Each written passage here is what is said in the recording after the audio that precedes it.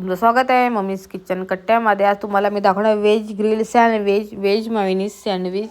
तर मग घरच्या घरी एकदम बाहेर मिळतो तसेच सँडविच सेम टू सेम कसं लागतं ते दाखवून त्याला तर रेसिपीला सुरुवात करूया। चॅनल नसेल तर प्लीज सबस्क्राईब करायला विसरू नका। तर आपल्याला सगळे व्हेजिटेबल्स घ्यायचे आहेत। तुम्ही तुमच्या आवडीचे तुम्हाला हवे ते व्हेजिटेबल्स तुम्ही घेऊ शकता। तुम्ही पाहू शकता मी काय काय घेतलेलं आहे। तर मी ते काकडी घेतलेली आहे, टॅमॅटो घेतलेला आहे, गाजर घेतलेला आहे, कांदा घेतला आहे आणि शिमला मिरची बारीक एकदम बारीक असे कट करून घ्यायचे तुम्हाला। आणि ह्याच्यामध्ये आपण एक बाउल घ्यायचे, त्याच्यामध्ये सगळे व्हेजिटेबल्स आपल्याला एकत्र करून घ्यायचे आहेत। सगळे व्हेजिटेबल्स एकत्र करून घेतल्यानंतर आपल्याला मोजके असे मसाले ॲड करायचे आहेत। पण इतकं यम्मी लागतं ना, तुम्ही मुलांच्या टिफिनला दिला तर मुलं नक्कीच खाऊन येणार आहेत, अजिबात कंटाळा करणार, इतकं यम्मी लागतं। जे आपल्याला मेयोनीज टाकायचं आहे, मी 2 ते 3 टेबलस्पून इतकं मेयोनीज टाकलेलं आहे। तुम्हाला जर हवा असेल तुम्ही जास्त पिझ्झा सॉस जो असतो तोही तुम्ही ॲड करू शकतात ह्याच्यानुसार मी चाट मसाला असतो आपला, तो चाट मसाला मी ॲड केलेला आहे। हाफ टीस्पून इतका चाट मसाला टाकलेला आहे। तर चवीसाठी मीठ पण आपल्याला ॲड करायचं आहे।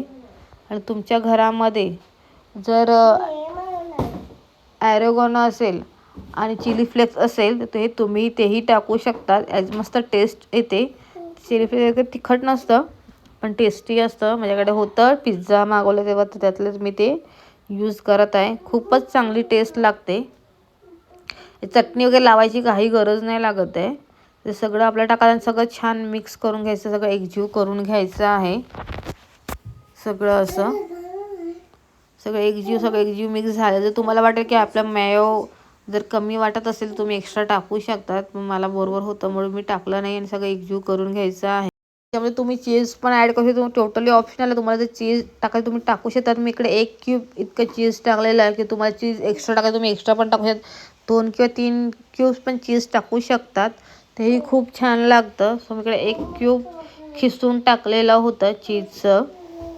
आता आपलं हे झालेलं आहे रेडी, पण सगळं मी चीजसोबत छान मिक्स करून घ्यायचं आहे। सो आता हे रेडी झालेलं आहे। तर आपण आता सँडविच करायला घेऊया। तर ब्रेडचे मी स्लाईस तुम्हाला दाखवायचे म्हणून कट करून घेते, नाही तर सहसा मी कट वगैरे काही करून घेत नाही, मी असेच ठेवते। कारण ते भांड्यामध्ये ना मोठे ब्रेडच राहतात, लहान ब्रेड राहत नाही ना, आतमधलं छान असे शिजलं जात नाही। त्याच्यामुळे साईडचे सगळे आपल्याला कट करून घ्यायचे आहेत। 4 ब्रेड मी असे कट करून घेते। आता ब्रेडला 4 ब्रेडला मी मागून पुढून ब्रेडला बटर लावून घेते। आणि आपण जे सारण बनवलेलं आहे ते सगळं आपल्याला याच्यामध्ये भरून घ्यायचं आहे। तुम्हाला जर जास्त भरू शकतात, कमी तुमच्या हिशोबाने ॲडजस्ट करू शकतात। आता आपलं एकावर एक ठेवून द्यायचं आहे। आणि आपल्याला भाजी टेस्ट कशी लागणार आहे, तुमच्याकडे जर ग्रिल पॅन असेल तर ग्रिल पॅनवर करू शकतात। माझ्याकडे हे सँडविचचं भांडं आहे, त्याला मी बटर लावून घेते आहे। छान बटर लावून खालून बटर लावून घ्यायचं आणि वरती पण बटर लावलेलं आहे। आता आपल्याला हे स्लो गॅसवरती शिजवायचं आहे। फास्ट गॅस केलं तर बाहेरचं आवरण करपून जातं, पण मधलं छान शिजलं जात नाही। तर त्याच्यामुळे आपल्याला हे स्लो गॅसवर करायचं आहे। तसं आपण हे स्लो गॅसवरती दोन्ही साईड छान खरपूस भाजून घ्यायची आहे। तुम्हाला चला तर मी दोन्ही साईडने खरपूस छान भाजून घेते आणि तुम्हाला दाखवते मी।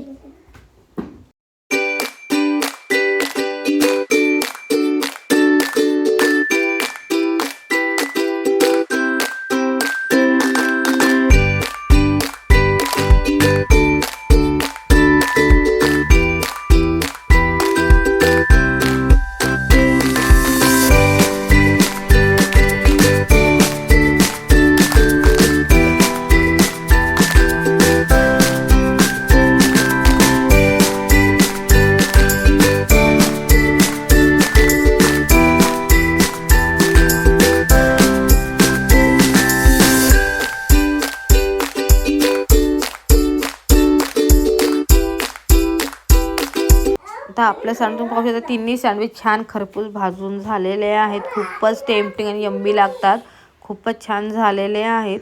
चला आता तुम्हाला कट करून दाखवते। जर रेसिपी आवडली तर कमेंट करून नक्की सांगा। चला तर भेटूया नेक्स्ट व्लॉगमध्ये, तोपर्यंत बाय बाय, टेक केअर।